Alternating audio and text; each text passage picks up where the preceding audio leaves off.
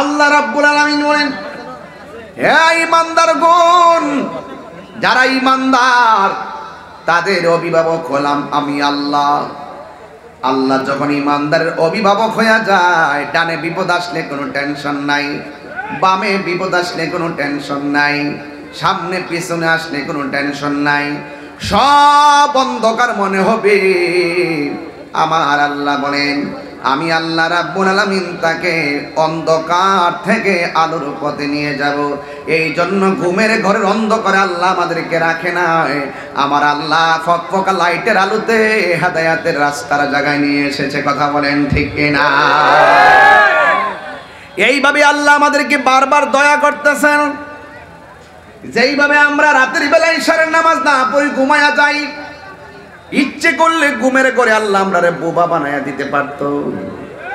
একটা মাত্র কারণে বোবা বানায় না, কারণ আমার আল্লাহ রাব্বুল আলামিন আপনাকে আমাকে বড় মায়া কইরা বানাইছে।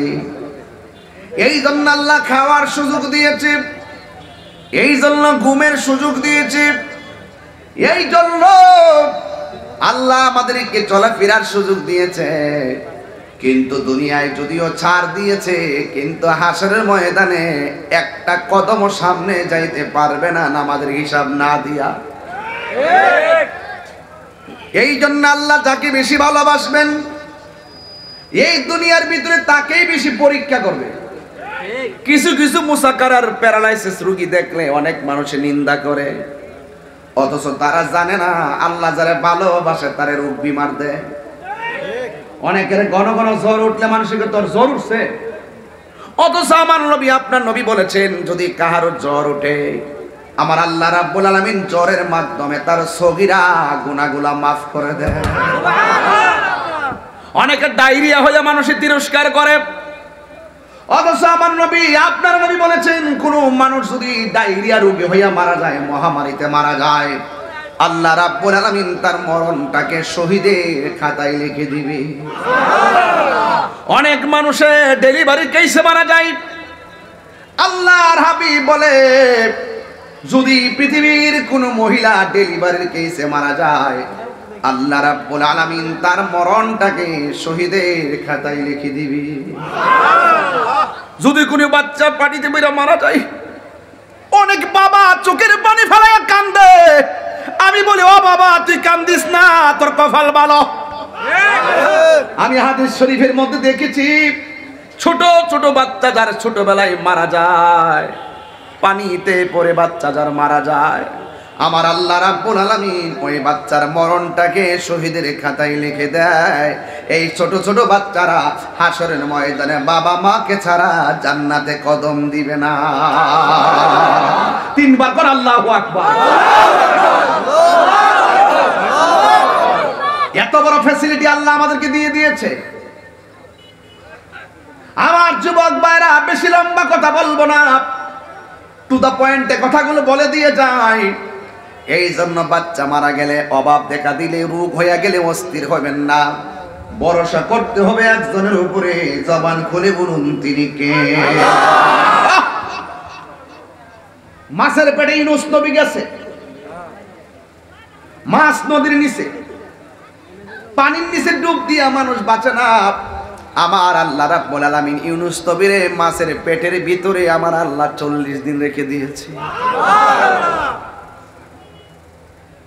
আমার যুবক ভাইয়েরা,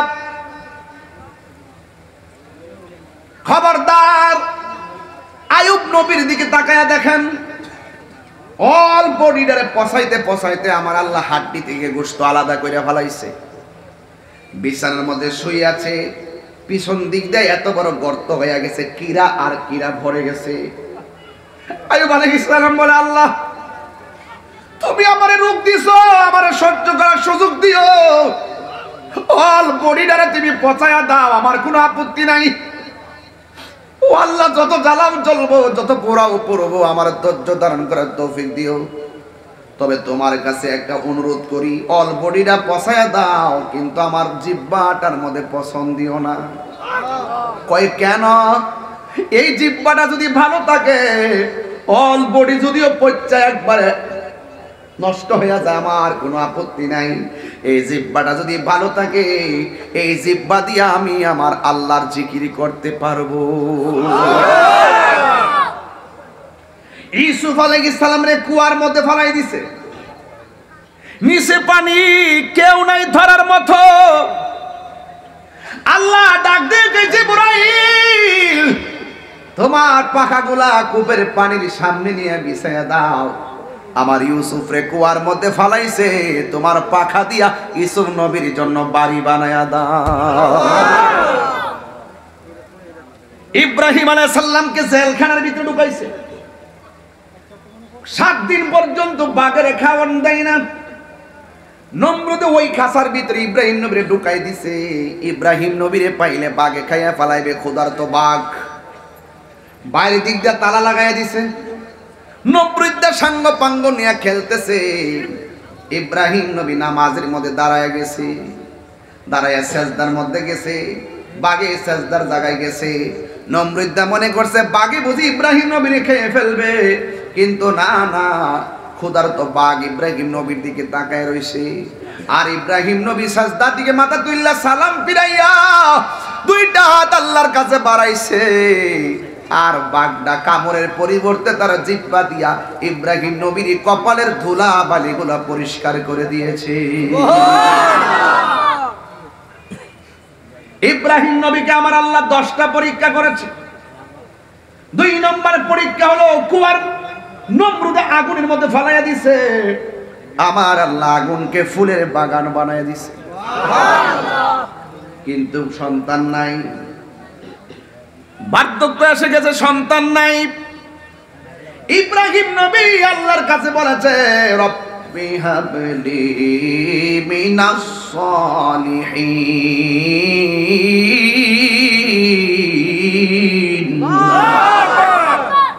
ও আল্লাহ, তুমি আমার সন্তান দাও।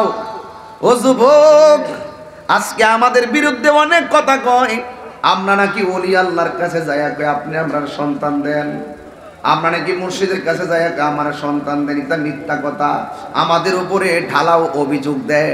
আমরা ওই ওলির কাছে কিংবা ওই মুর্শিদের কাছে যাইয়া সন্তান চাই না, আমরা সন্তান দেওয়ার মালিক যে আল্লাহ আমরা জানি। এই জন্য আমরা আল্লাহর ওলিদের উসিলা করি। দেওয়ার মালিক হলো একজন, জবান খুলে বলেন তিনি কে?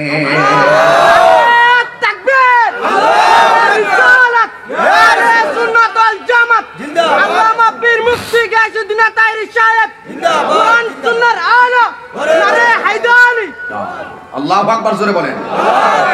সন্তান দেওয়ার মালিককে ফাবাশশারনাহু বিগুলামিন আলীম।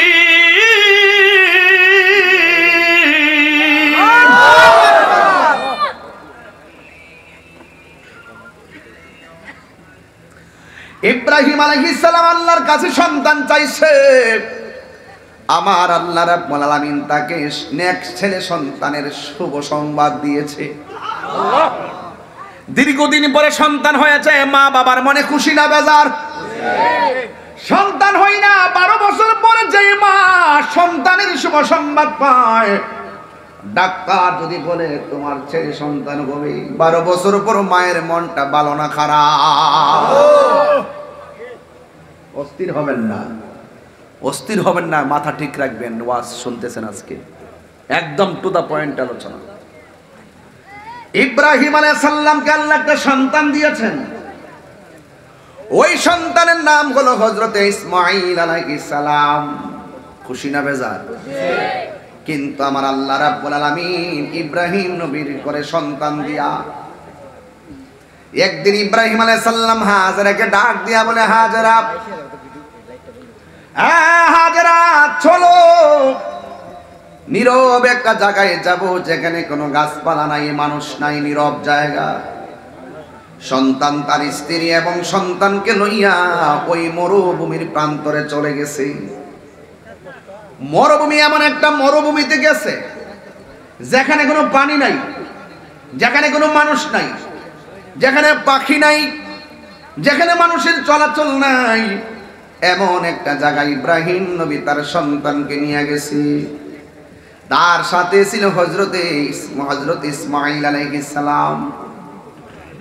যেই মাত্র ওই জায়গায় গেল, ওই মুহূর্তে যাওয়ার সময় কিছু শুকনা খাবার নিয়ে গেছে, এক মশক পানি নিয়ে গেছে।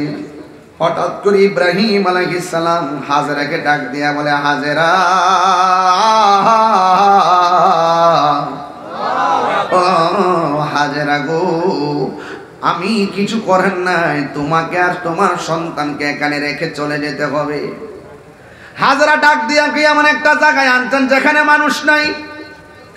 আপনি আমার স্বামী, আপনি চলে যাইতেছেন, আমাদের পানি শেষ হয়ে গেলে, খাবার শেষ হয়ে গেলে আমরা কি খাবো? হাজেরা সন্তানকে নিয়ে চিন্তায় পড়ে গেছে। ওই মুহূর্তে হাজেরা ডাক দিয়ে কয়, স্বামী গো, আপনি কি আপনার নিজের ইচ্ছায় যাইতেছেন নাকি অন্য কোনো কারণে? ইব্রাহিম আলাইহিস সালাম কয়, হাজেরা, যিনি সন্তান দিয়েছেন তিনি ঘরের বাহির করেছেন, বাহিরের সন্তান আর তোমার নিয়ে এখানে রেখে যেতে হবে এটা আমার সিদ্ধান্ত নয়, আমাকে হুকুম করেছেন একজন। জবান খুলে বলুন তিনি কে? আরো বড় করে বলেন তিনি কে? মেহেরবান তুমি, মেহেরবান, মেহেরবান তুমি, মেহেরবান তুমি, মেহেরবান, মেহেরবান তুমি, মেহেরবান। আমি পাপী গুনাহগার, তুমি ছাড়া কে আছে আর? ক্ষমা করো ও গো প্রভু, তাওবা করি বারে বার। ইয়া রাহিমু ইয়া কারিমু মেহেরবান, ইয়া রাহিমু রহমান, ইয়া কারিমু মেহেরবান, মেহেরবান মেহেরবান তুমি, মেহেরবান, মেহেরবান তুমি, মেহেরবান, মেহেরবান তুমি, মেহেরবান।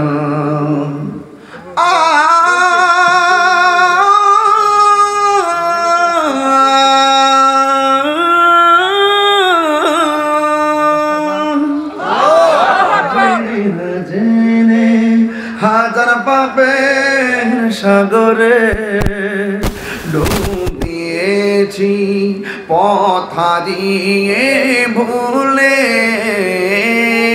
বুঝে না বুঝে হাজার পাপের সাগরে ডুব দিয়েছি, পথ হারিয়ে ভুলে। বান্দা তোমার আমি, তুমি অন্তর্যামী, বান্দা তোমার আমি, তুমি অন্তর্যামী, তোমার দিকে ফিরি বারে বার। ইয়া রাহিমু ইয়া কারিমু মেহেরবান, ইয়া কারিমু রহমান, ইয়া কারিমু মেহেরবান, মেহেরবান মেহেরবান তুমি, মেহেরবান। একটা জবান বন্ধ রাখবেন না, মোহাম্মদে মায়ার সুরে বলু, দয়ার মালিক কে? এই আওয়াজ মানিনারে মুসাকারের বেড়ায় জবানটা খুলে কোন, দয়ার মালিক কে? যার কেউ নাই তার কে আছে? হাজেরা কয়, স্বামী গো, আপনি আমাকে ঘরের বাহির করছেন, আল্লাহ বলেছেন, আপনি আমাকে এখানে নিয়ে এসেছেন, আল্লাহ বলেছেন। আল্লাহ যদি বলে থাকে আপনি আমাদেরকে এই অবস্থা রেখে চলে যাওয়ার জন্য, আপনি চলে যান, আপনাকে বাধা দিব না। তবে একটা কথা জেনে রাখেন যে আল্লাহ আপনাকে নির্দেশ করেছেন আমাদেরকে এইভাবে রেখে যাওয়ার জন্য, আমাদের কোনো টেনশন নাই। আমার বিশ্বাস হলো ওই আল্লাহ আমাকে আর আমার সন্তানকে না খাওয়াইয়া মারবে না।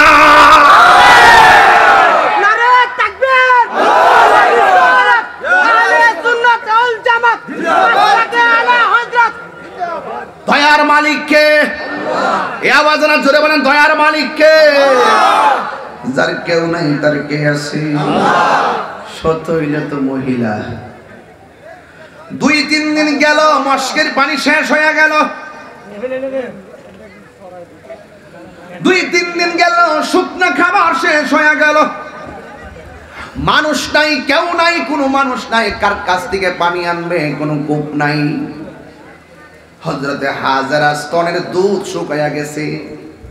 শেষ পর্যন্ত বাচ্চারা মুখের ভিতরে নিজের জিহ্বাটা, আল্লাহু আকবার কর না কেন, নিজের জিহ্বাটা ঢুকাইয়া দিছে।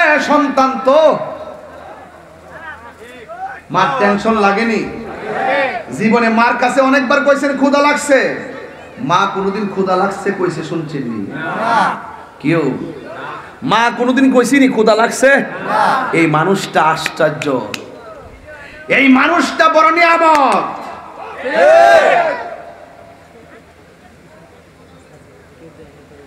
এই ছেলে, কি সমস্যা কি তোমার?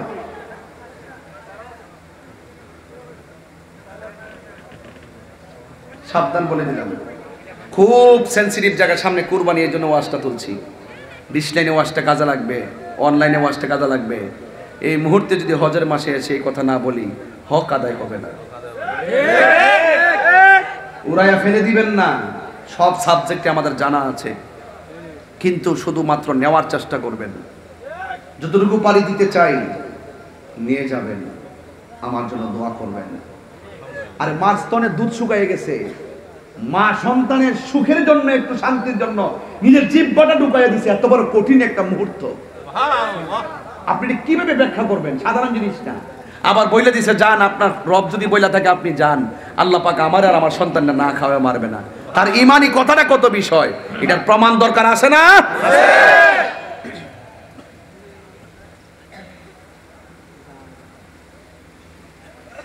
গভীর মনোযোগ। ও বন্ধু, মুসাকারার বাবা যাত্রাপুর কোন দিকে? আর সামনে না, ও যাত্রাপুরের বন্ধু, অনুরোধ কিরা বলে দিয়ে যাই, হাজেরা সন্তানের মুখের ভিতরে জিহ্বাটা ঢোকায়া দিছে। আর এমনি চোখটা খুললে সামনে তাকাইয়া দেখে একটা পাহাড় দেখা যায়। ওই পাহাড়ের নাম হলো সফা পাহাড়। হযরতে হাজেরা দেখতেছেন সফা পাহাড়ের মধ্যে পানি ঝর্ণার মতন পড়তেছে। সুবহানাল্লাহ। মরুভূমির কোথাও পানি নাই, ওই পাহাড় থেকে ঝর্ণার মতো পানি পড়তেছে। সন্তানের পানির জন্য হাজেরা একটা দৌড় মাইরে সাফা পাহাড়ে চলে গেছে। যাইয়া দেখে কোনো পানি নাই। রৌদ্রের তাপের কারণে বালুগুলা পাহাড়ের মধ্যে চিকচিক করতেছে। হাজেরার মনটা ভাঙা গেছে। মনে করলাম আমি পানি, কিন্তু আমি পানি এসে পাইলাম না। সামনে তাকায়া দেখে আর একটা পাহাড় দেখা যায়। ওই পাহাড়ের নাম হলো মারওয়া পাহাড়।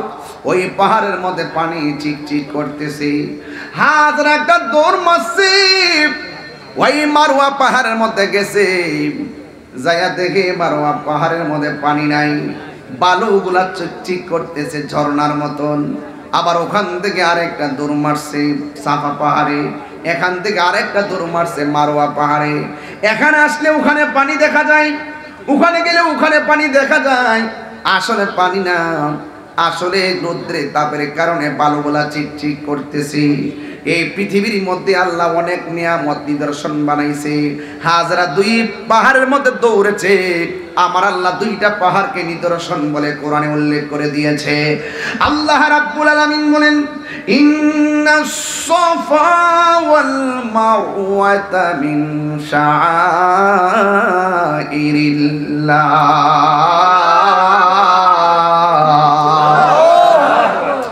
আল্লাহ কোরআনের ভিতরে উল্লেখ করেছেন, নিশ্চয়ই সাফা এবং মারওয়া 2টা পাহাড় হলো আল্লাহর নিদর্শন। হাজেরা 7 বার দৌড় দিছে, এখনো হাজেরা গেলে সেখানে দৌড় দিতে হয়। কথা কোন ঠিক কিনা? আমার মারে লয়ে গেছিলাম ওখানে, এবিডিয়া হাঁটু লয়ে লড়তারে না, ক্ষয় হয়ে গেছে হাঁটু, ডায়াবেটিসের রুগী। উমরাত লয়ে গেছিলাম, তোর কইলাম জাম্মা এটি সাফা পাহাড়, কইখানে হাজেরা দূর ছিল, সাইরা দে আমারে। এই বিড়ি দূরে দূরে গিয়া কতখানে দৌড় দৌড়াইছে। আমি কি গো হাঁটুর মধ্যে ব্যথা লড়তে পারো না, ইয়ান দূর মারছে ক এটা হইলো ফ্রেমের জায়গা। আমার চিতে ভালো ধরছে মার্শাল্লাহ আমার মায় মার হাবা কোনা গেলেন হায় হায় হায় 7 বার দৌড় দিয়া ওই মারুয়া পাহাড়ে যাইয়া আল্লাহরে ডাক দিয়ে কি আল্লাহ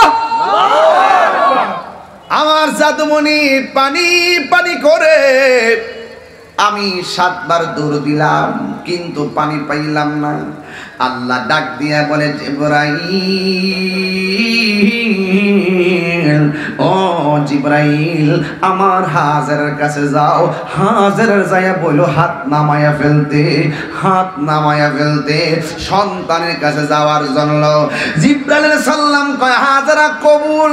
যেই মাত্র হাজেরা এই বাণীটুকু শুনছে ইসমাইল আলাইহিস সালামের কাছে গেছে, যায়া দেখে ইসমাইল আলাইহিস সালাম মরুভূমির বালুর মধ্যে পা লড়াইতাছে আর পায়ের গোড়া দিয়া আমার আল্লাহ মাটির নিচ থেকে ঝর্ণার ফোয়ারা পড়াইতেছে।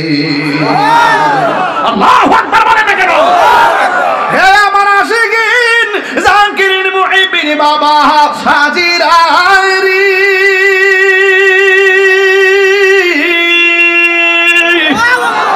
যার কেউ নাই তার কে আছে। হাজারা ডান দিকে পানি বাঁধে, পানি বাম দিকে যায়, বাম দিকে পানি বাঁধে, সামনের দিকে যায়, সামনে পানি বাঁধাই পানি পিছন দিকে যায়। হঠাৎ করে হাজারা পানি রেখে পানি থাম, যেই মাত্র থাম বলছে পানিটা থামে গেছে। ওই দিন যদি হাজারা পানিটারে থাম না বলতো মনে হয় আমার আল্লাহ জমজম পানি দিয়া সারা পৃথিবীর জমিনটারে বাসায়া দিত। জ্বালা জোরাহে না, জ্বালা জোরাহে না রে। কষ্ট হইতেছে আপনার নাকি দেবেন ও জ্বালা কিছু শান গাইলে অসুবিধা দিব? আমার শানটা তো হেরাক, আমি বলে গান গাই ফুতাইতে কয়, আমি বলে গান গাই, আমি গান গাই না শান গাই। ফারস্তা দিকে না গাছ না, আমি ফারি দিকে গাই, আমার শানের অর্থ আছে। জ্বালা জোরাহে না, জ্বালা জোরাহে না রে